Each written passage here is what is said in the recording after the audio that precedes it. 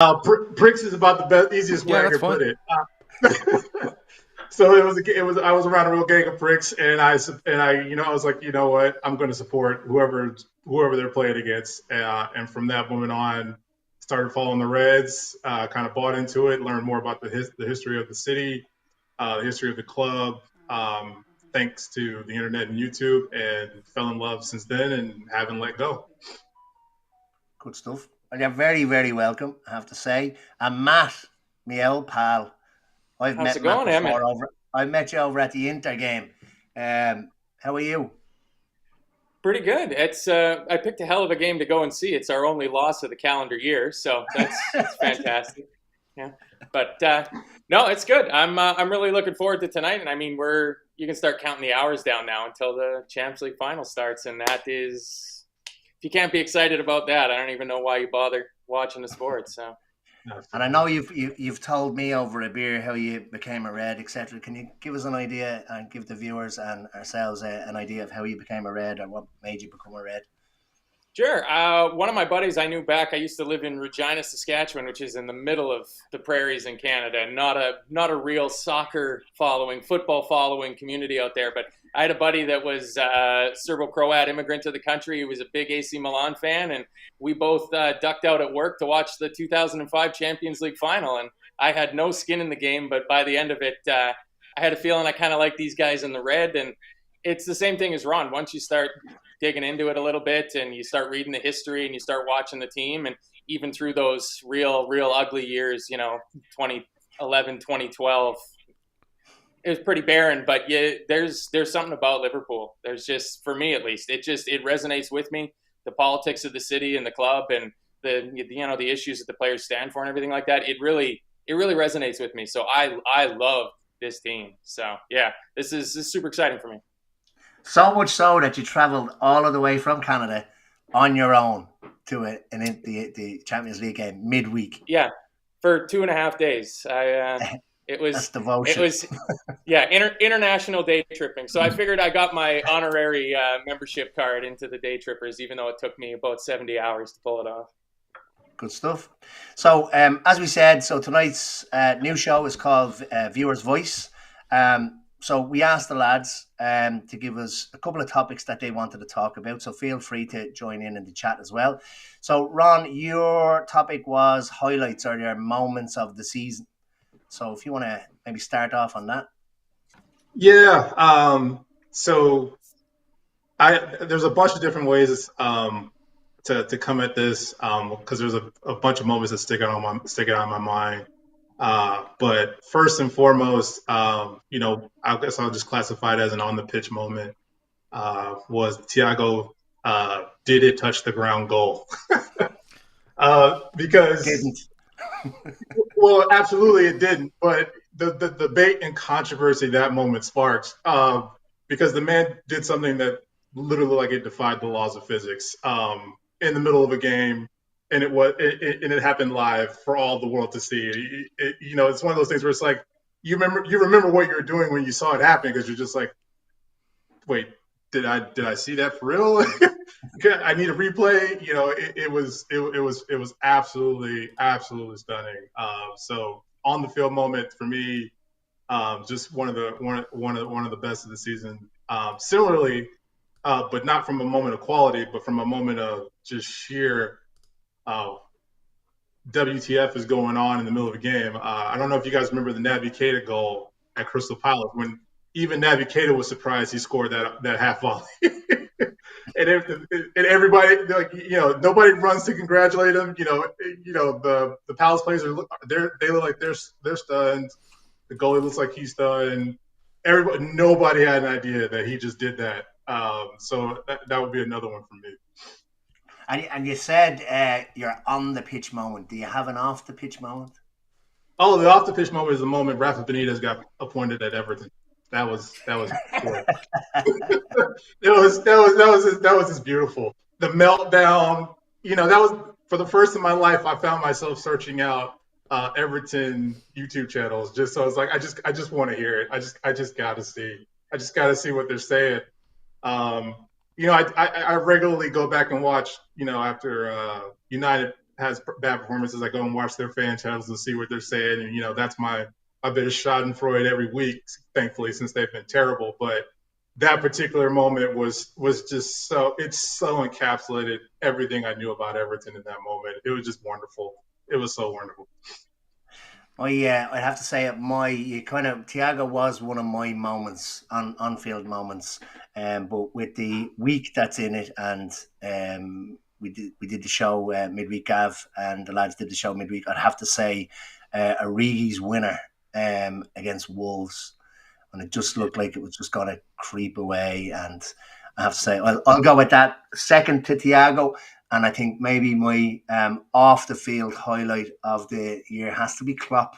I'm probably going to rob somebody else's there. I'm hoping. Oh, look at Matt. So Klopp signing the deal.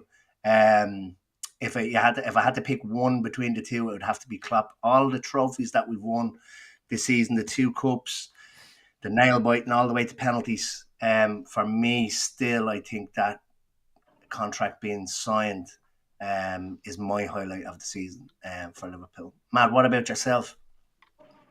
My on-the-field highlight would have to be 0-5 Liverpool at Old Trafford. I was driving back from Montreal. The missus and I were up for a weekend trip away, and I was like, I got to watch the game. So I'm sitting in the passenger seat of the car watching it, and it's just goal after goal after goal, and it was unbelievable. I should have found a supporters bar in Montreal and went and watched it with them. But it's a game that'll live long in the history of this club. Like, you don't just go to your biggest rival's ground and just smack them all over the place 5-0. And I don't know if this technically counts as an off-the-field moment, because it did happen on the field, but it wasn't football related. I got a huge giggle out of the guy that ran onto Goodison Park and zip-tied his neck around the goalpost. That guy made me giggle. And how long it took the guys at Goodison Park to figure out how to get this zip tie off of his neck without killing this poor kid. I mean, he did good. He stopped the game. He got his message out there, I guess. But everything about it, because Everton at the time were a total shambles. So it was very fitting. It really made me laugh. Have anything to add to those moments? The lads have covered really good ones, in fairness. We destroy United at Old Trafford, because they're just not very good. But the one at Anfield was very, very good as well, though.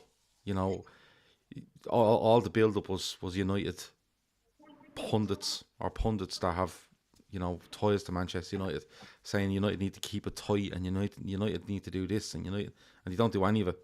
And Liverpool come out and scored after 4 minutes, I think it is, Luis Diaz, and we absolutely dominate them from start to finish in that game, and it's so good. I think Salah's goal against City, and then he follows her up a week later away to Watford is ridiculous.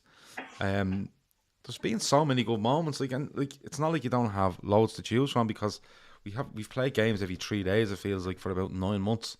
It just has not stopped, and the team have been phenomenal. The memory, people keep asking, if you don't win on Saturday, is it a disappointing season? And you're like, look, have a think about all the memories you can pull up of this season, how enjoyable it's been.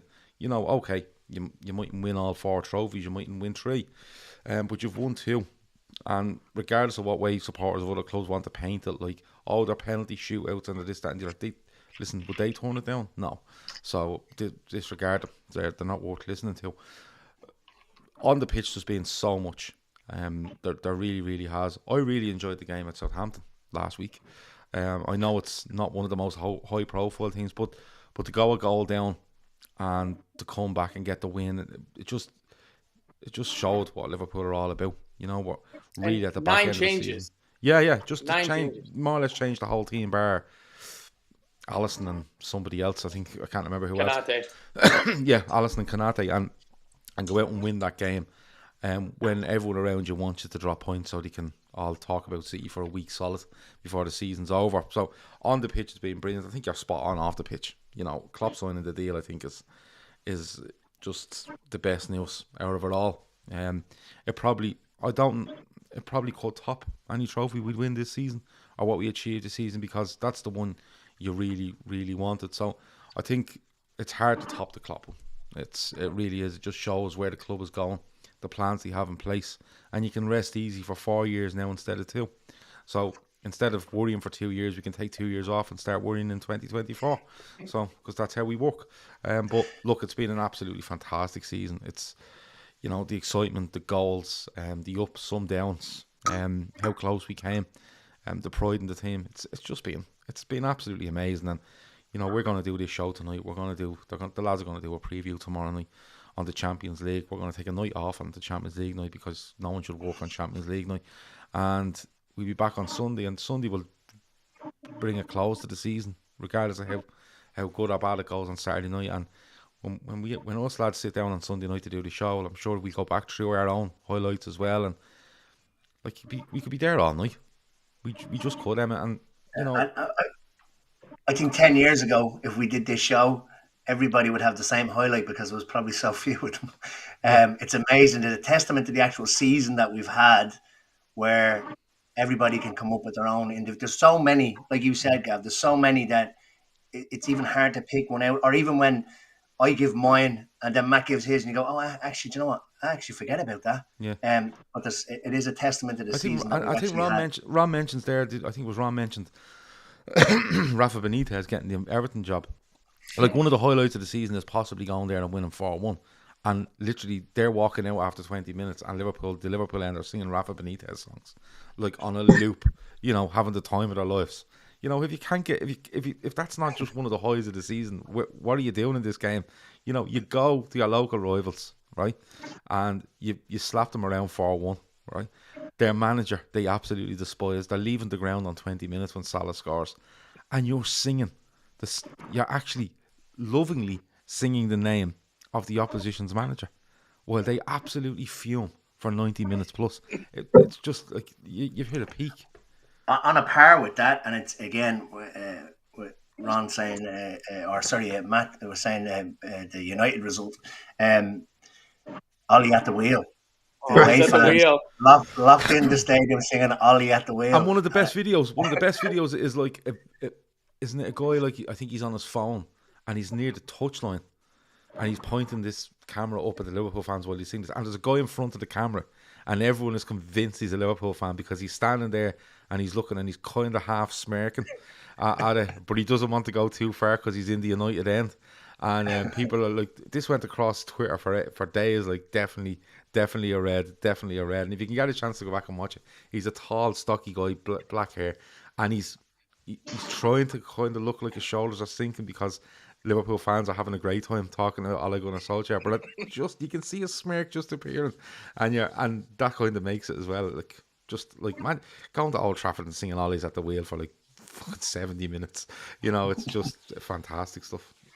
At the cut between Alex Ferguson's face and Kenny Dalglish's face in that game, like that's the one moment from that game that I will remember forever. Is just how just down and broken he is, and then Kenny just giggling his fucking tits off. It's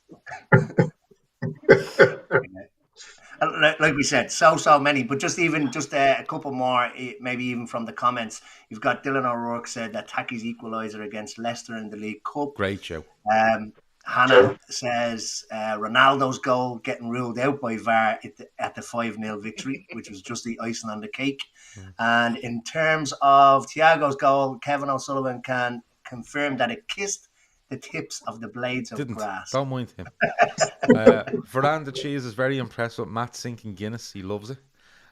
Which is cool. Red Steve says the best off the pitch moment is the Man on Football Around the World theme tune, and you can't convince me otherwise unless that's from last season. No, that's from this season. The Man on Football Show Around the World theme tune is absolutely brilliant. That's not the real name of the podcast, but that's what we're going with. But it is the best. Not as good as the old Winners and Losers. That one was the old Winners and Losers was amazing. The new Winners and Losers, but the new Winners and Losers really upsets people, which I'm all for, so I leave it there. But the Man on Football Show or Football in the World theme tune is it's a different level.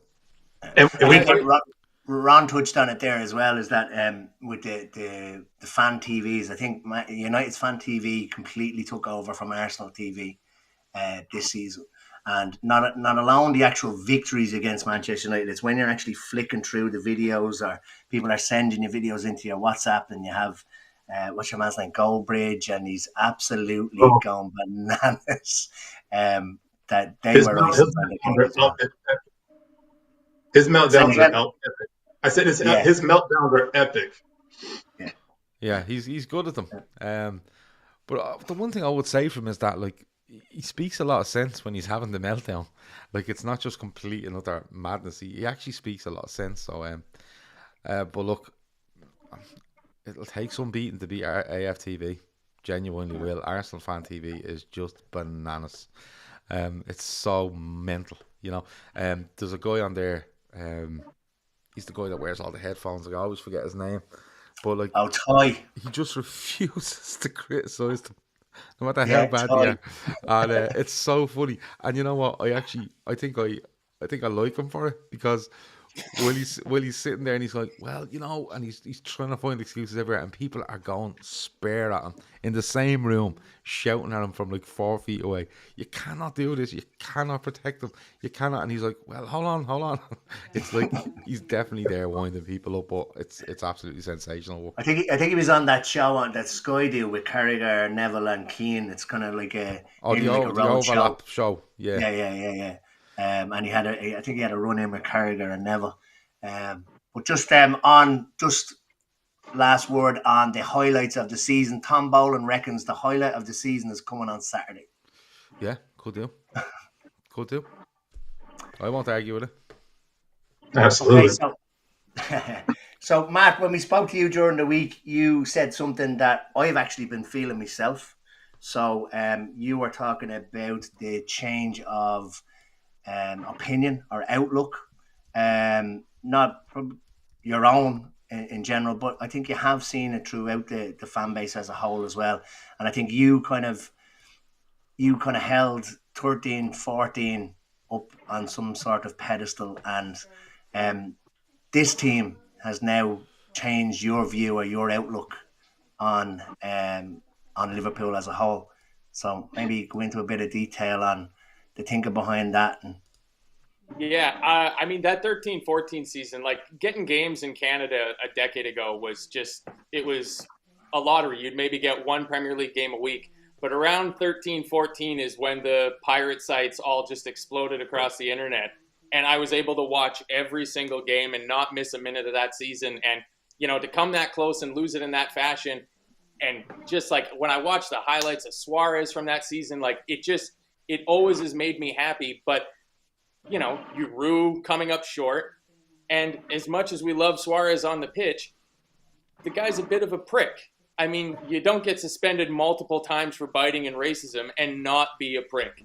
And so it was always kind of hard to reconcile how much I loved that team and what especially Suarez brought to it, with the fact that he's not really a great character in the history of this team. Like, if you put his character next to Jordan Henderson's, it's not even close. Like, football ability-wise, there might be polar opposites, but Jordan Henderson is built out of character, whereas Luis Suarez is always a bit dodgy. So this year, to kind of come close and miss it again, it's going to just replace that 13-14 for me. And everything about this team, we don't have Brendan Rodgers as our coach. You know, there's a massive upgrade at every position pretty much on the pitch, with the exception of Suarez and Gerrard. But I mean, 13-14, Gerrard was already getting pretty close to the end. So, like, it's allowed me to put that season in the past and not put it on some pedestal of being like, oh, that was such a great season. I wish. We can now replace it with that. And then it's what you were saying about Klopp signing that extension, is when he signed that deal and it moved it forward to another 4 years, all of my worries just disappeared. There's no missing out anymore, because we're just going to go again. And then to have 2 finals go to penalties and have the season go down to that last 15, 20 minutes of game week 38 and have it all be in the balance, for the players, for the supporters, everybody, we've just been battle hardened. It was like high altitude training. So we're going into a Champions League final in 36 hours time, and I'm not that nervous about it. I'm supremely confident in the team, and I know that they're all going to be extremely confident as well. So it's just amazing how much this season across the board has just all the doubts I've had about this team are just gone. It's full faith in Klopp and the team that he's put together. Yeah. I think we have spoken, you've said, and I said myself as well, Gav, that 08, 09 and 13, 14 felt like this is our chance. It could be our only chance. And when you don't do it and when you miss out, like Matt says, you are devastated. But this is different now, isn't it? It's just... When this topic came up earlier, I was actually having to think about it this afternoon, and it goes way beyond that. It goes like I get the 13-14 season, probably up until this season, was probably still my favourite Liverpool season in a long, long time, because it was bonkers. And Kev O'Sullivan says it in the chat. It was built on sand, and you knew when it was over. Once Suarez goes and Roy Hodgson calls up Daniel Sturridge that August after we played 2 league games, one's away at Spurs, I think, and he called Sturridge up and he specifically told to use Sturridge in a certain way, and he has training regimes, and Hodgson just ignores them. Sturridge gets injured and it's game over for Liverpool that season. And obviously Klopp comes in later on. That no, he doesn't. He comes in the season after. But 13-14 was amazing. But I think it goes beyond that, and I was really looking at change of mindset, because I'm watching Liverpool since '86, right? And up until Liverpool win the league in 1990, right? You just think Liverpool are just going to be like this forever. I know United fans of a certain age that thought they'd just go on forever, and they can't understand the last 10 years. They can't wrap their head around it, and that's why you'll see a lot of Liverpool fans going, "You remind me of us," and people go, "No, United just refuse to be like that," but when they actually are. But the changes of mindset are mad, because up until 1990, Liverpool just, for me, were invincible. They'll just never be not at the top. And I think Liverpool fans held on to that to probably around 96. I think the FA Cup final defeat in 96 is huge, because that, it's 6 years since we won a title. We'd won the Cup in 92, we'd won the League Cup in 95, and you're kind of going, right, that'll be the next springboard for the next Liverpool team. And it doesn't happen. They get beaten in the 96 Cup final, and it's probably till 2001 where you really see Liverpool really strong again, if you know what I mean. And the doubts kind of start to really get in there around, for me, 96, 97. It's kind of a false dawn in 2001. And then from there on in, it's like, oh, we're really good, but in the back of your mind, you're sitting at home going, this is going to end badly. And that went on from probably early 2000s right up until probably 2000. And I would still say, even after the European Cup win in 2019, on a league basis, But now I think we're coming out of that again. And I think I've seen a drop off massively in people going, oh, something's going to go wrong with Liverpool Football Club, because they had been programmed to that for the last 20 years. But now I think it's disappearing again. There's very few people I see now where they go, Liverpool are brilliant, we're going to this weekend, oh, something's going to go wrong because we're Liverpool. It's not. There's a real confidence within our fan base now, that not only because of the players we have, the manager we have, the setup we have, the future we have in front of us, the way we recruit, everything. I said it the other night, we are so well set up as a football club on every single level. Stuff you see on weekly basis, stuff you see on a daily basis, the stuff you never see. We're so well set up, and I think what you're seeing now is probably what you've seen in the mid to late 80s, where it's just supreme confidence in everything we're going to do. And that is a huge change of mindset for me, especially when you look back to Liverpool from, I would say, the late 90s through to, as I say, close to the end of the last decade, with a few exceptions thrown in. I fully agree with you, Gav, because me and yourself are of the same vintage. The two boys down the bottom there, they didn't have as many barren years, but they have gone through barren years. And what Gav says there, Ron, is right. All the way up until we actually win the league, there's still that kind of thing in the back of your head. And I'm not talking about a Manchester United fan standing behind you telling you it's going to go wrong, but you did doubt it. I did. I'll say that I went into every season saying that we're going to win the league, but you kind of got used to it being over by February. I wouldn't say it too loud. I'd say it in my head. Is that the way you're feeling about this side now as well, Ron? Has your mindset changed compared to, since 2005 to now? Absolutely. And I can tell you, I think for me, I think there's two stages to that mindset turning. There's the actual proof of actually winning it in 2000 in that season 2019, where absolutely, now you're finally over the hump. But being able to accept the fact that you need to start trusting more comes for me in the 17-18 season.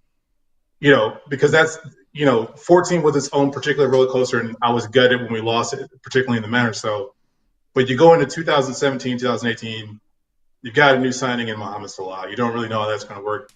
We'll see how things go. We've got Mane. He's been holding us over.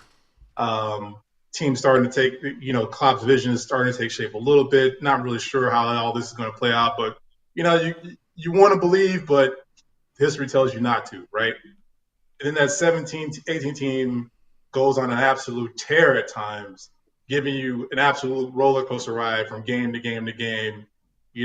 Winning games in the last second, 4-3. Just all kinds of scenarios like that. But what was underpinning it was the idea that we are moving on to something here. Like, this isn't. You start to accept the fact that maybe you should just trust in what's being built here, because we're starting to turn the corner. We're picking up more wins and picking up and blowing out teams more often than we ever have before. We just got a Golden Boot winner out of this season. Sky's the limit. So let's see. Why not? If you're not gonna be open to the idea that it's time to be a little bit more optimistic, when would you start thinking that? So that's where the seed kind of gets planted for me, is that 17-18 season. And then you get into 18-19, run it close, get the Champions League final. Don't all those things that happen with that. So it's, to me, that's kind of where it started, and then now is just being able to bask in the beauty of it. So much so that now team lineup comes out. I remember even watching the Daytrippers back years ago when lines would come out. The whole show could be just a debate on the lineup. It just because of you're not sure of who's going to do what. There's about 15 different opinions on whether or not Ricky's going to give you a turgid performance or he's actually going to come up with a winner. And they were all legitimate points, and and it was wrought with not only the fact but also feeling. So that's there. But now, you could. You can have debates over the lineup, but the debates are usually ended when someone says, "Yeah, but I trust Klopp," and everybody goes, "Oh yeah, you're right. Yeah, I trust Klopp to get it right. Never mind." So that to me, that's a beautiful place to be in.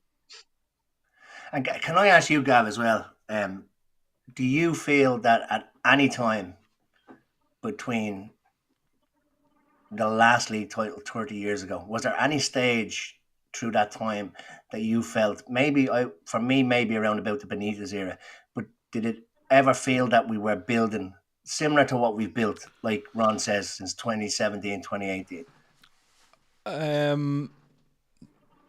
In hindsight, no.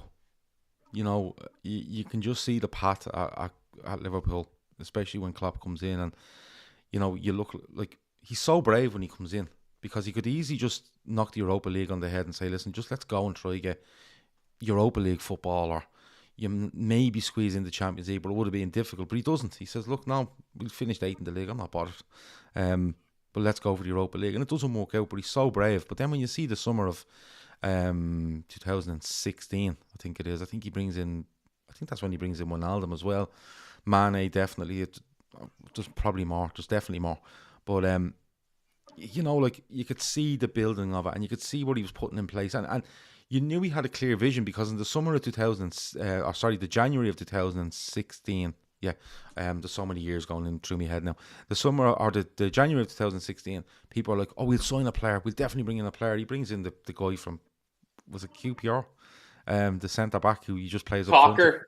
Calker, yeah, and he just plays him, and he just throws him up front for 10 minutes every couple of games, and it's like, this is great, and people are like, what is he at? And like, there was like, and that's going back to people losing their mind. People are losing their mind at this.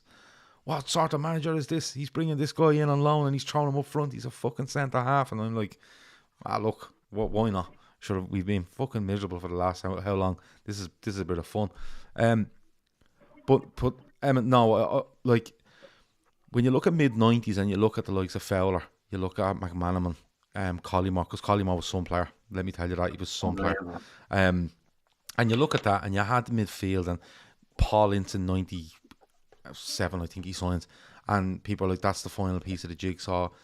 But that always felt like it wasn't built on a solid backline, and you were looking for your attacking players to really hurt teams, and that's what hurts us in the end. Like, you know, people go on about Newcastle United around 95 to 97, absolutely scrapping for league titles. Liverpool were right in them, only for they done themselves over, with silly losses away at the likes of Coventry and stuff like that. And when it went on, Benitez tried to build, but he was restricted in what he could spend from the very beginning. Really, he signs Torres for a lot of money. He makes some big signings, but you have Manchester United around, and then Chelsea rock up in 2004 at the same time as him, and they are just throwing money away as if like people had never seen this before. When Chelsea started this, people were like, "What is going on?" Like Damien Duff, big money, Drogba, big money, Michael Essien, big money, like just money everywhere, you know. And Benitez has done his best. 08, 09, once it didn't happen, then I thought it was over for him. I thought he's with the situation he was in and the owners, and we won't go into them, but what he was in there, you knew it was going to be so hard for him. You know, Rodgers starts to build something, but I think his own ego hurts him in the end, and his relationship with players hurts him, and that's never going to happen. But Klopp is just different, and I keep saying it. He's the biggest and best manager we've had since Bob Paisley. Bob Paisley hasn't been at this club since 1983, right? He's not the biggest. I keep saying he's not the biggest influence around the club. Kenny Dalglish is for me and always will be. But Klopp is just different, and the way it's been. You see, Emma, if we weren't really great, say for argument's sake, we lose that Europa League final 2016, right? And what we do in 2019, we do in the following season. People will go, "Oh, it's a flash in the pan." But what you've seen is being built season on season. Points we make top 4. What do we do then? We get a European Cup final, right? We lose it, but we get top 4 again, right? Then we go on, we do 97 points, and people think that's the pinnacle. What do? We win a European Cup. What do we do after that? We go and do 99 points, and we're genuinely drunk for the last 7 games, right? So we could have easily, for me, put 107 points on the board, 108 points, no problem, right? We're genuinely drunk for 7 games. We have a problem last season. Klopp looks low, and everyone does, for issues on and off the pitch in personal lives and stuff. And what do? They come back again, and they do 92 points. Is it good enough in the end? No, but it's 92, 97, and 99 points in 3 of the last 4 seasons. It's a European Cup final in 4 seasons ago now, right? It's a European Cup win. We've gone and won European Super Cups, Club World Cups, a league title, an FA Cup, a League Cup, and they just keep coming back. So the answer quite simply is no, because no one else has done this before them in that time since 1990. Nobody. So I always felt we were set up for like an attack on the league. We were never. I just felt like if we it never felt as though if we were to get close. So like 08, 09 and then 13, 14, it never actually felt that if we had have won the league in either of those years, that we were going to have the ability to then push on. And I think you mentioned it's probably to do with the likes of the backing and stuff like that. Mm-hmm. But I always thought that it would be like others try to claim now, is that it's a one-off. Now it's definitely not a one-off. But back then, I think if we had have won the league in either of those seasons, that it probably would have been a one-off. We weren't like I think Kev said, it was built on sand. So yeah, you go and you win it, but like, I didn't see us coming back the next year and going on a run to try and retain it. It was always going to be just that one-off. Yeah, because I keep going back to it. Right now, for me, Liverpool are a 9.5 out of 10 club. Right? The only thing that makes them a 10 out of 10 club, and I'd actually dock marks for this, but what actually makes them a 10 out of 10 club is if you brought in money from the Middle East. Right? Or some American comes along and says, I'm worth 50 billion quid and I'm putting 10 billion quid into Liverpool's account tomorrow, and I'm the new owner, right? That's what makes them a 10 out of 10 club. right? I would dock points for that, because at this stage, like, I'm actually starting to wonder whether you should take the likes of Man City and soon to be Newcastle seriously as football clubs. That's just my thing, right? But when you look back to them times, Liverpool weren't nowhere near a 10 out of 10 club. They weren't a 9 out of 10 club. They weren't even a 7 out of 10 club.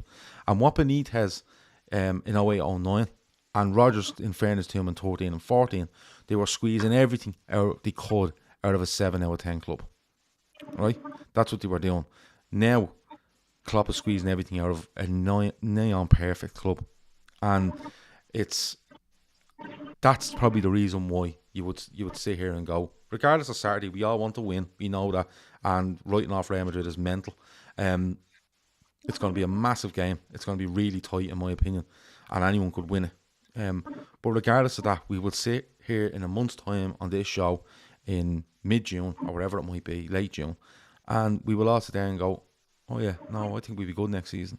Because all the evidence is there.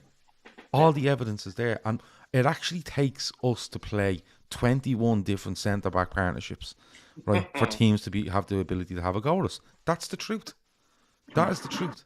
You know, so for me... And realistically, without winning anything that year, I felt third was nearly like winning something. To come from where we were, to go through what we had gone through, and to then still finish up in third place last season. Yeah. Was as big as a win. Yeah, and you know, I think that season probably annoyed pundits that wouldn't like Liverpool as much as probably winning the league did, because they wanted us to be hurt and be down and probably end up fifth and they're not in the Champions League, and that stops the momentum. We didn't allow it. It's the best. I think it's one of the best, if not the best, run clubs in the world. Yeah, I'd agree. So you spoke obviously about the game on Saturday. So massive, going for number 7 in Paris this Saturday against Real Madrid. Matt, I'll come to you first. How do you see it going? I mean, I just said a few minutes ago that I'm supremely confident. To me, the only toss-up in terms of, and we're going to get on to lineups, is who partners Van Dijk. Presuming that Thiago's healthy enough to play, I think we've all pretty much got the exact same teams, with the exception of who plays beside Van Dijk. And regardless of whether it's Matip or Konate, I get the feeling they're not going to score. I think Alisson is going to play like Alisson plays, which is 9 out of 10, if not 10 out of 10. And I think that the whole coaching staff is going to know that Carlo Ancelotti's game plan is going to be what they tried to do against us the last time we played them and they beat us in the quarterfinals, which is get that ball into the channel over Trent and try to exploit that space. And I think if we come into it with a little bit more or a little bit less naivete about what they're going to do, because they've shown us what they're going to do. That's how they beat us. And it wasn't that long ago that they beat us. Now, you know, different defense, obviously, and that stands in our favor. So, yeah, I'm liking the 2-0. I think we're going to control the game, get a nice goal in the first half an hour perhaps, and then seal it late. But I think that this team it goes back to what we were saying about the change in mindset, and it's a saying they have for the NFL. It's defense wins championships. And if you look at the defense that this team has assembled, the one year that we had extremely poor results, the reason for that, our whole defense was hurt. And now all of our defense is fit and firing, and everybody is playing at just about the peak of their powers. Yeah, I got to think we're going to win, because I can't take another fucking penalty shootout. That is torturous. So, what I actually found interesting the other day as I watched the Carlo Ancelotti interview, and he made a statement, and then I thought back to their games against City and also then their games against Chelsea, and what he said was, he feels it will be decided by the players that finish the game on the pitch rather than the players that start the game. So, and we've all seen how they came back against City. They also came back against Chelsea as well, with bringing on the likes of Camavinga, Rodrigo, stuff like that. How much would you actually read into that run? Is he playing mind games, or is he literally just telling us what we know? A bit of both, in my opinion.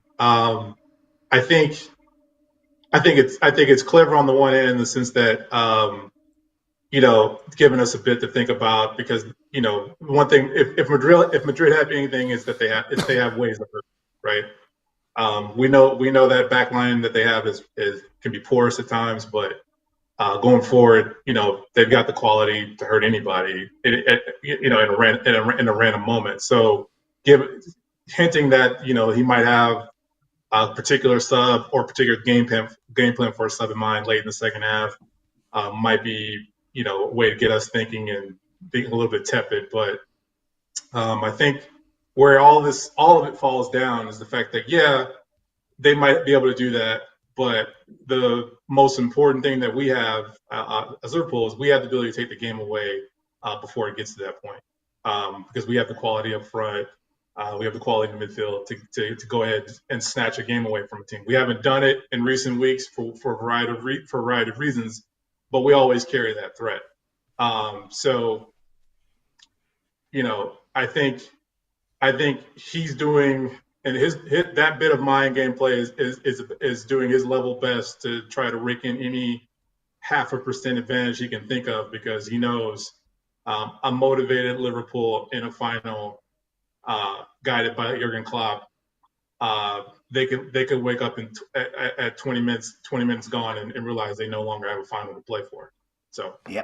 And that's actually a very good point that you make there, Ron, because as we see with City should have been homed and hosed in both legs of the semi-final. They should have had 8 by halftime, just about. Like they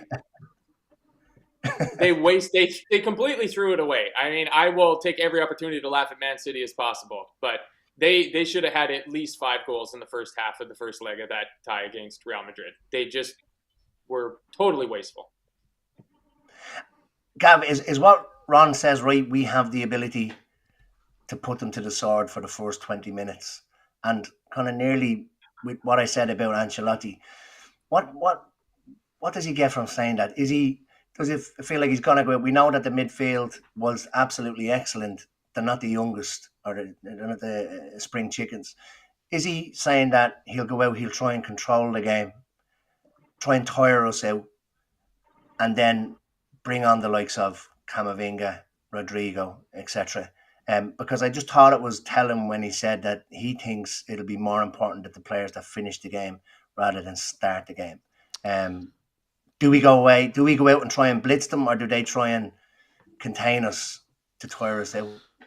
Listen, Carlo Ancelotti, I think he's a really lovely fella. I really like him. This even with the Everton stuff, I really like him. And he's a bona fide legendary manager. There's no doubt about it. I agree with the lads though. Like he's gonna come out and say that, right? Because I think if he gets into a game of tennis with Liverpool and makes this up and down, I don't think he can win the game. I think if Fabinho, Thiago, and say Henderson start in midfield, and you have the likes of our fullbacks ready to go, and you have our front three, who we think our front three is going to be, we'll get onto that in a bit. I think we outrun them. I think we overrun them. And not even overrun them, I think a game becomes stretched. And I think if a game becomes stretched, I'll back our defence over theirs. Carvajal, what's his name? Militao, Nacho. Yeah, I think they leave too much space for people to walk in. And if you leave this team in space, you're in serious trouble the majority of the time. He has got players that can come off the bench. I think, in fairness, like Ancelotti's probably going into this thinking we could control the game because let's be honest, Casemiro, Kroos, and Modric can control the game on their own because they're really good footballers. They play all the angles, they play all the right balls that are to be played, and they'll keep the ball away from me and while progressing up the pitch in a really obvious but hard to stop kind of way. They have got threats on the break. Vinicius is most definitely one. He'll probably play. The other guy on the right, he's a bit Valverde. Fede Valverde. Yeah, he'd probably play him on the right, I think. Simply just for a bit of balance and a bit of work rate down that right hand side. But look, Emmet, how much attention is Jurgen Klopp taken to Carlo Ancelotti in a news conference saying the players that finish on the pitch will be more important than the ones that start. It's actually a really obvious statement to make, like a fella that plays the first half and is sitting there when it gets to the end and you're fighting to hold on to a lead. He's not having a fucking anything to do with it. So of course the fella that's on the pitch is having more of an effect. I know where he's coming from, but I don't think Klopp and his staff would have looked around with it up and down endless amount of times at this stage. So much video work. I would say they're looking and they're saying, right, how do we stop Vinicius getting any sort of space? Because he's their outlet most of the time. Benzema is brilliant. But you'll just have to back your centre halves to look after him. And most of the time looking after him is shutting down Vinicius, But look, we don't even know who's going to play for them. They have got players that can come off the bench, like you've mentioned, but so have we. Like if you name, we'll do it in a minute, I'd say, we'll name a team. But then if you actually name the bench and who can come off the bench and affect the game for us, there's loads of names there that can do it. If it's a tactic that I think, look, obviously, if it's a tactic that he's going to look to play, it's a dangerous tactic to play. You saw it against City in both legs. They could have absolutely hammered them. And I think that we would be slightly more dangerous than what City would be. If given, like you said, the space. So I think it is a dangerous game that he's going to play. And I think that if we go at them and we have the same type of joy against them, that we have to be making sure that the chances come. You've seen them come back. So we need to, if we get the chances, be clinical and take the chances. Because I'm not as confident as Matt saying, thinking that they won't score. I just have this horrible feeling that they will score. I'll give you my prediction in a few minutes. But I just think that we have probably over the last while been a little bit, I don't want to say gun shy in front of goal, but we've probably not taken our chances, taking the chances that we should. I just think we need to see a return on Saturday night to us being like absolutely lethal in front of goal. And we can, and like you said, we've got players there that can be lethal in front of goal. We've got players that, if they aren't doing it, we've got players that can come on from the bench and be lethal in front of goal. But I just think it's going to be one of those games there where when you get your chances, you need to take your chances. 100%. So, like you said, we'll move on to lineups. So, Matt, you kind of nearly gave the game away there and said we all nearly have the same lineup. So, give us your lineup there, and you've given us the score. You haven't given us the scorers. You know the rules. So, yeah, lineup and scorers. I can't be the only person that's taken in a lot of Liverpool-related content this week, and it seems like pretty much everybody's picking about the same team. So my lineup is Alisson in goal, Trent, Virgil, Konate, Robertson, Henderson, Fabinho, Thiago, Diaz, Mane, Salah. I just get the feeling that extra little bit of pace, the extra little bit of strength that Konate has, and when I picture Vinicius going past Trent and getting into Matip versus getting into Konate, I feel more comfortable with it being Konate that he gets into because I feel that he'll be able to handle him. Joel's a little bit gangly. It's great when he's going forward, not so good when he's going backwards, sort of thing. And since I wrote it down here somewhere, since the third group game of the Champions League, Konate has played every Champions League game except for the only one that we've lost. So Klopp has consistently gone back to Konate for the Champions League again and again, and I just think his qualities push him over. And I think that Thiago would have to have a leg amputated for him not to play this game. The fact that he was out in training at all, that sealed it for me, that if he's in that training at all, he'll start. We've got 5 subs. If he can only do 45 minutes or 60 minutes, we make the change and we can bring on Milner or Keita to influence the game whatever way we need it to be. But the front three just picks itself, I think, at this point. And you're hanging your hat on 2-0. So I'm going with 2-0. I think there's going to be a corner for Virgil from the left side. Andy's going to swing one in, and Virgil's going to plant his head on it. And then I think Mo to seal it off in shades of Origi to let us celebrate for the last 10 or 15 minutes. Good stuff. Ron, your lineup, is it much different to Matt's? No, it's actually pretty similar.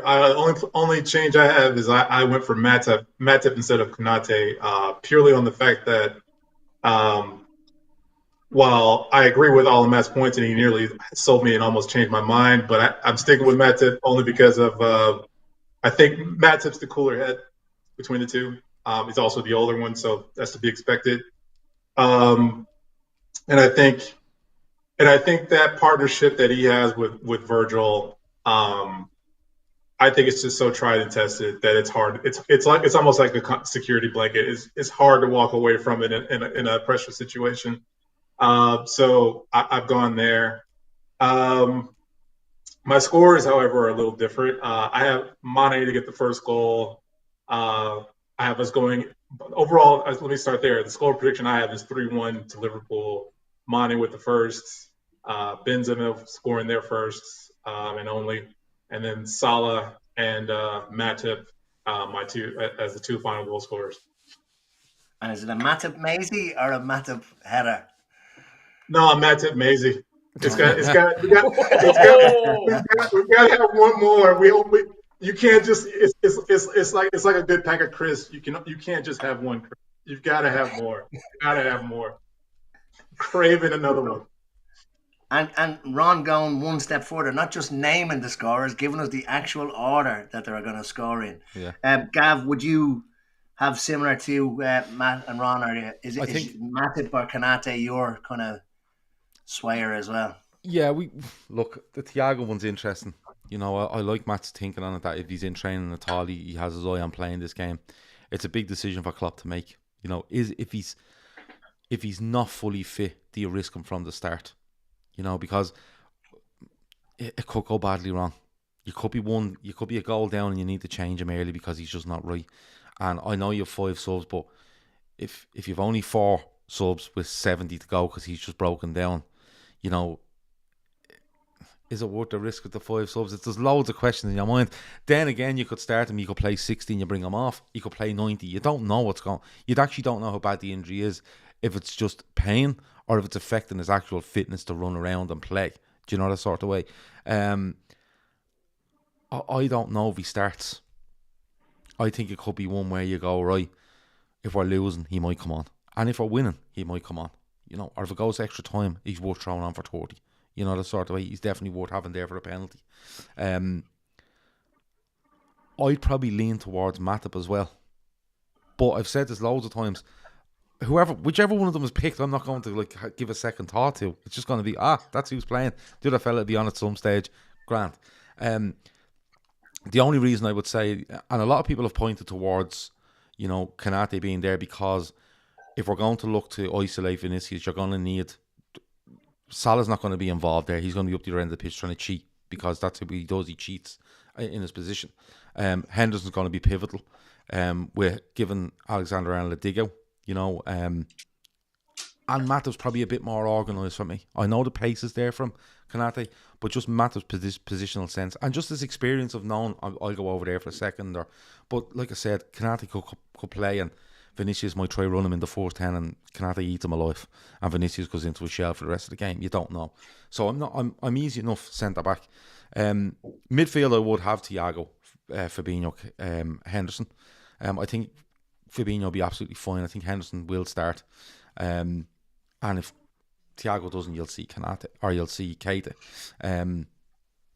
But I feel a bit sorry for Keita.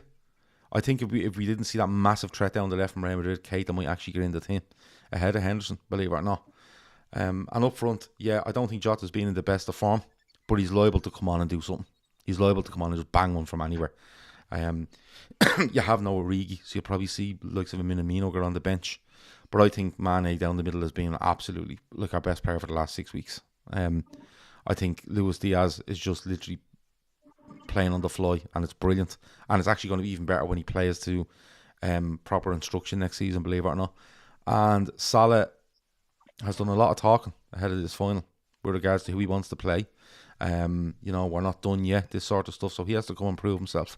And he come on at the weekend and he scores, and I think he'll be absolutely gunning for this. My only concern is that Salah doesn't turn it into the Salah show, because he has to redeem himself for 4 years ago. I want him to come on and be absolutely ruthless, and if that means that he has to square a pass like you do on FIFA to make sure you tap one in, or he has to blend one in the top corner from 30, fine. But I don't want it to end up being down a tunnel vision route where we're squandering those chances you've all spoken about that we need to take. So Salah turning up and just being prime Salah, where he can score and assist, great. Mane, Diaz, 2-0 Liverpool. I don't know who gets the first goal, but I'll go with Mane, and I think Diaz scores in the second minute of injury time to seal it. Do you think Mane scores in the first 5 minutes, Gav? I think Mane scores. I don't know when he scores, but Mane. But I text Shawnee and Keith about 2 weeks ago, and I just said to them, all I said in the text was, Luis Diaz, Champions League final, that is all. And I left it at that. I have a feeling, I don't know what it is. He just seems to, do you know the way we're worrying about Vinicius and, you know, Rodrigo and all these sort of players? He's better than the both of them. And he should be spoken up more. And I just have this vision in my head of Liverpool holding on, and he just gets a ball. He makes a run, he gets a ball. He's literally running from the halfway line chasing it, and he scores. I just have that in my head.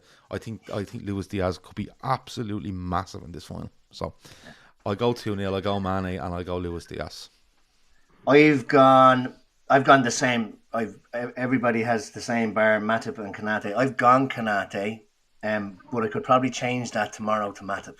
But like you said, Gav, when the lineup comes out, I won't really give a shit. Like either or will do me. But what you said there is, and it kind of got me thinking, and I think we probably spoke about this on another show as well, is that I think the thinking behind either Matip or Konate is whether Hendo starts or not. So if Hendo doesn't start, I think it's Konate. If Hendo does start, he may go with Matip. In terms of Henderson does provide that little bit more kind of protection on Trent's side than maybe a Keita would. But I'll hang my hat on Konate. I've gone 3-2 to Liverpool. I don't know why. I just have a feeling. Or more alcohol.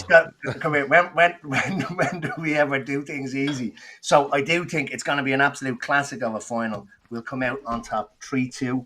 I've got the front three: Salah, Mane, and Diaz scoring. Okay. I won't go out on a limb like Ron has and give the order or say who's going to score for Madrid, but I just think it's going to be an absolutely excellent final. I think we will possibly go into a 2-goal or possibly even a 3-goal lead, and they'll be coming back at us like they have done in other legs and the semi-finals and stuff like that. But I definitely see us bringing home number 7 anyway. So. Yeah. Anyway, so look, that's an hour, and it's actually flown by. I have to say, I've absolutely. Really good. I was dreading this, and Gav will tell you, but I've actually really, really enjoyed it. We did have one last topic. We could just grab 5 minutes on it. Ron came up with it. I came up with it as well. It's the sheer and utter outrage and disgust from pundits, radio presenters, other fans of Jurgen Klopp winning the LMA Manager of the Year and also the Premier League Manager of the season. Sorry, Ron, the disgust, justified or not? Well, so the thing that you hear two arguments, and I'm not going to say where I heard them because it was mostly on Twitter and fan channels that might be that are out there. But so they'll say to you, it should have been Pep Guardiola for the Premier League. Fair enough, you won the league, no argument there. But they say, okay, and if it wasn't Pep, then it should have been somebody like the likes of Eddie Howe or somebody else like that. And they're like, so under your logic of why Pep should win it because he's the manager that finished highest in the league, how could you then turn around and say somebody like Eddie Howe, who wasn't even at his club a whole season, which should be manager of the season? And you can pick holes in those arguments to everybody that's not Jurgen Klopp if you're not going to say Pep Guardiola. So it's like the ability for them to hold those two dichotomies in their head and think they're making sense to me is just beyond laughable. Beyond laughable. Gav? He's dead, right? You're dying to come in there. He's dead right. He's absolutely dead right. And you see, the thing is, David Moyes gets a mention, and he should get a mention. I'm not knocking David Moyes. I think he's done a brilliant job this season. But why should he be Premier League manager this season?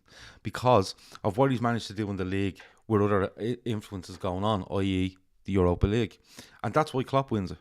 It's not about where you finish in the Premier League. It's how you manage your side in the Premier League with everything encapsulated in it. You know, like, let me put it this way. Let's say Manchester United lose 10 players to long-term injuries at the very start of the season, and Ole Gunnar Solskjaer stays in the job for the whole season and finishes fourth. He 100% gets the Premier League manager this season, because 10 of his first team players haven't played a game for him, and he's managed to get fourth. It's not about where you finish. What's the point in an award? What's the point in voting on it? You know what I mean? Just whoever finishes top, just give it to them. And the funny thing is, like, Pep has moaned when he's won stuff and his players hasn't won an award. And, you know, then Liverpool win stuff and his players win an award and he doesn't open his mouth. You know, listen, it's all clickbait stuff. You know, oh, let's have a bit of outrage over this, because all it's about nowadays is fueling some fire for people to argue over. You know, I've seen people going, oh, well, it's the Premier League. It really should be about the Premier League. Yeah, I know. But he's finished in the Premier League with this and this going on. Yeah, that has to be brought into consideration. You know, it's like the time Wilder wins it. Wilder wins it, I think, the year we win the title. You know, he wins a Manager of the Year award. 2019 he won it. 2019. Was it 18-19 he won it? 1920. 1920. Overlapping centre backs. Overlapping centre backs. So he wins it, right? And there's no issue with that, because he comes up and with what he has and where he finishes, it's a brilliant season. It's not about who finishes first. Listen, it's very simple. Jurgen Klopp is the best manager in the Premier League this season, right?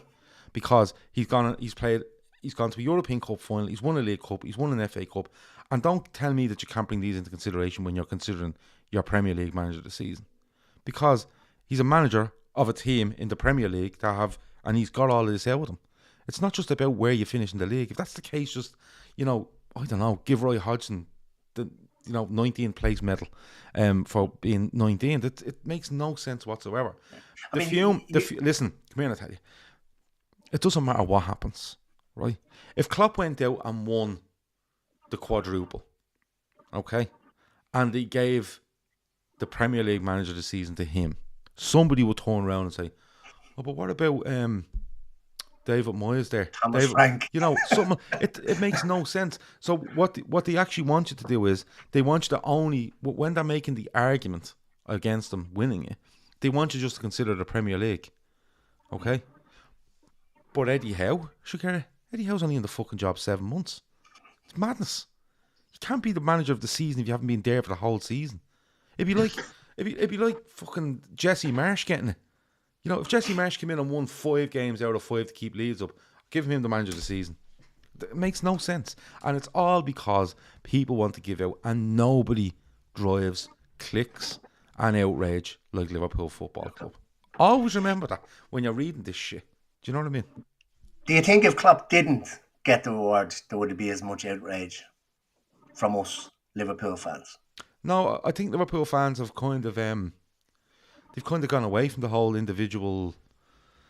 Like, don't get me wrong, they congratulate Liverpool players when they get it, and some Liverpool fans out there probably go, "Oh, well, why didn't Salah win something?" I think Player of the Year, Kev De Bruyne. Yeah. But I kind of go, "What's the big deal?" Because first of all, the one Salah wins is voted on in February. What the fuck are you doing voting on February? It's not like that we're in the 1910s and we're sending this by carrier pigeon across the Atlantic. Like, we're literally in the 21st century where you can get an answer from somebody immediately. Why aren't they going, like, if they have 200 writers voting on this, why can't they just say to the writer, listen, just to let you know, we're opening a portal on May the 10th, right? And we're closing on May the 17th. You must get your vote in by then or you won't get a vote. Why can't they do that? Why are they doing it in February? You know, the sort of way. So I think Liverpool fans at times just kind of go, he didn't win it, he won it, fair enough, whatever. You know what I mean? If a Liverpool player wins it, congratulate him. But at the end of the day, players like individual awards. But the way most of them are carried out, they're a bit silly for me, the way they're carried out. And do you know what? The people that are moaning about it as well, they don't even know how the voting works. Like the LMA Manager of the Year is voted for by all of the other managers in all of the divisions. Mm-hmm. So voted for by peers. The Premier League Manager of the season is voted for by the public Mm-hmm. and a panel of pundits and members of the Premier League. Mm-hmm. But when you point that out to them, or I've seen somebody point it out to them, well, then they should change it. To what? Yeah. That's democracy, baby. Yeah. Do you know what I mean? Or just, I'll tell you what to do. Just scrap them all, right? And whoever gets the most goals gets Player of the Year. And whoever finishes top of the league gets Manager of the Year. We won't have to have this. I'd rather that. Because then you don't have to read half the shit you read day in, day out by absolute lunatics. Matt, I'm conscious that you're the only one that hasn't had a say on it. Have you got much to say on it? I mean, the League Manager Association's Manager of the Year, well, we won the League Cup. So we did better in the League Cup vis-a-vis City than we did to them in the league. So it has and to me, I got downvoted like crazy. I went on Reddit on the general soccer stream, and they were talking about Pep and Klopp, and I said, Pep might be a better coach. Because he might be, the way that he drills his team down to the absolute minute detail. But in terms of managing the entire football club, it's what we've talked about tonight. It's not even close. They spent £100 million on a player who scored as many Premier League goals as Joel Matip did this year. Whereas Jurgen Klopp took an £8 million left back from Hull and has made him almost unquestionably the best left back in the entire world. That's managing. Now, coaching is getting your players to drive the ball to the byline and cut it back to the penalty spot 185 times a game. That's coaching, and Pep is fantastic at it. But in terms of managing everything, the ethos from the connection between the supporters and the club and all the players and all the staff, it's not even – there's nobody in the game that comes close to what Jurgen Klopp does in terms of being that entire all-encompassing manager for a football club. So should he win Manager of the Year? Every year until he retires. Yeah, but I'm so glad that I went to Matt for that one. But the funny thing is, like, it's like comparing apples and oranges.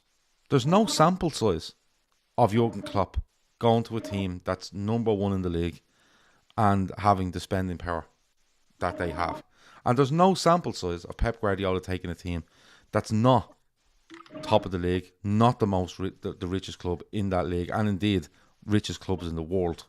Okay, there's no sample size of them going away from that.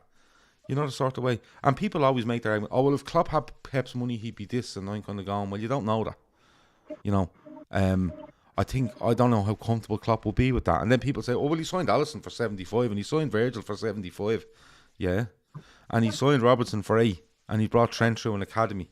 You know, and he signs, you know, like he signs Jota, Mane and Salah for around the same of what City signed Grealish for. And Diaz. You know what I mean? Yeah, and Diaz. Like, so it's like comparing apples and oranges, and that's not me having to go at Pep. That's probably me defending the fact that we're arguing it and sometimes having a go at Pep, because I can't say if Pep would be good at that or not, but he's never given us the opportunity to see it. All right, and the way Klopp likes to do things, I think he feels a bit uncomfortable in doing it that way. I think that's why I don't think you're seeing him end up at Bayern. Because if he wanted to do it, he could have had the Bayern job multiple times over. So, look, would I swap Klopp for Guardiola? Absolutely fucking not. No way. Because one, I think Klopp plays better football. And two, he looks sound. The other fella looks a fucking nightmare. Like, I wouldn't be drinking with him. Even the small little mini cans of Guinness that Matt floats around with, I wouldn't be drinking Guinness with him. 440 mils. Give me a mini break. cans of Guinness, man. Sort it out. The trick is we don't have to have Pep. We already live rent-free in his head. So yeah, well, there you go. Chris says, Gav, your son Pep hater. I heard Pep prefers apples. It's not. I don't hate Pep. I just, you know, I'd love to see Klopp take over at somebody that was just like a PSG. And see what he could do, right? Now, well beyond what he's doing at Liverpool, obviously. But I'd also like to see Pep come along and go, Conte's gone to PSG, I'd love the Spurs job. Or, Napoli aren't doing, I'm going to Napoli. or I'm going to go and manage Marseille, or I'm going to go and take over at Bayer Leverkusen. But he has never done that. So there's no sample size there to throw any weight behind it. So it's just we can try compare it, and we can try make things up, but the simple fact is that we have nothing to go on with regards to what sort of managers they are in different situations, because they've never been in it. They're polar opposites, both in personality, and the way they manage and who they're looking to manage. So, but anyway, fuck him anyway. We're going to win the European Cup on Saturday, so and he'll absolutely be gone fucking mental, which would be great. So, lads, I actually think if we win it on Saturday night, I think the parade should start in Manchester, where they finished. I think it should start there and then come down the motorway. So there you go. So an hour and 15, lads. You'd probably get more Liverpool fans in Manchester at the start of that parade than Man City got for their fucking pathetic title-winning parade. Yeah, you could. Absolutely. We're an hour and 15 in now, lads, so we'll look to start wrapping it up. Unless there's anything else coming up in the chat, Gav, did you have a look through? Or? No, loads of people aren't big fans of Pep, which is hardly surprising. Chris Golding says, are we talking standard supermarket oranges or pulled off the tree oranges? I don't know how many oranges you pulled off a tree, but I would highly doubt there's many. But no, there's loads of people watching, loads of people liking, loads of people complimenting Matt and Ron, and just ignoring me and Emmet, which is fair.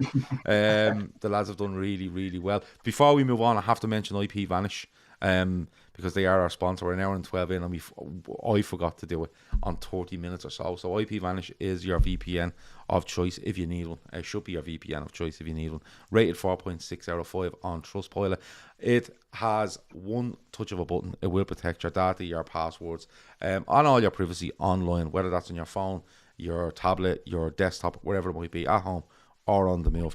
Check them out right now. Special offer for our listeners and viewers, $3.20 per month over the first year, and it's about a 70% saving, which is really, really good. The link is in the description, but it is www.ipvanish.com/daytrippers, and as I can see, loads of people in the chat are delighted I remember to read that out.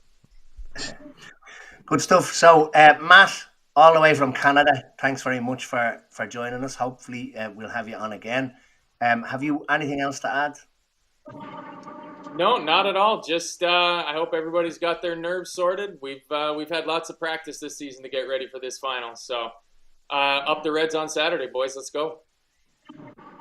And Ron, anything else? No, I just want to give a big thanks to you guys for setting this up and including viewers, and thank you for also for having that the Telegram set up so we can all set things like this up. I want to thank everybody watching, and I looking forward to celebrating Saturday afternoon. So up the Reds, and let's do this. You do realise by mentioning Telegram that there's going to be a heap of messages now asking Gav how do they get into the Telegram in the comment section. Yeah, Gav, anything else from you? The Telegram, subscribe to the channel, go to the community tab, scroll down to the second topic, and you will see a link to Leveler. Hit that, follow the process, and download the Telegram app to your phone. It can be done on Apple or on Android. I'm like a fucking automated machine at this stage. And and then when you go through the registration process, it will transfer it into Telegram, and you will be there. So there you go. Other than that, no. Today's Thursday. Tomorrow, the lads on Sports Unplugged will be dedicating Friday night to a Champions League preview. We will be back on Sunday night in very bad state, I'd say. Whatever way the game goes, we'll be in a bad state for the Fatback 4 on Sunday night. I also want to mention Féileacáin as our charity. Matt's reminding me and everything. Jesus, I'm getting orders here. But Féileacáin is our charity partner. The link is in the description. It's a fantastic charity. The link is there if you want to read all about them. And trust me, if you read all about them, I think you will donate. If you can't donate, take the other link that's there for the donation page, and you can check that out. You can spread it amongst family, friends, colleagues. Phil is doing Phil says it's Iron Man, but he's probably just going out on his bike on a Saturday, and he's going to get sponsored for that. So, because Phil's mental, he is going to dedicate all that to Féileacáin. I had another guy on to me today. His name completely skips me, but I think he's running a marathon. He is going to, instead of getting sponsor cards out, he's actually just given the link to Airlink, so people can do that as well. So, if you're doing any sort of fundraising, or your 5k runs every day for a month, or whatever it might be, if you want to throw some money your way, you can get the people to sponsor you via Airlink, so that should be good. Other than that, no, really enjoyed this show, by the way. Really enjoyed it. Good stuff. That's great. So thanks Gav, thanks Matt and Ron. Number 7 is coming home on Saturday. Up the fucking Reds. That's right. Thanks, boys. Absolutely.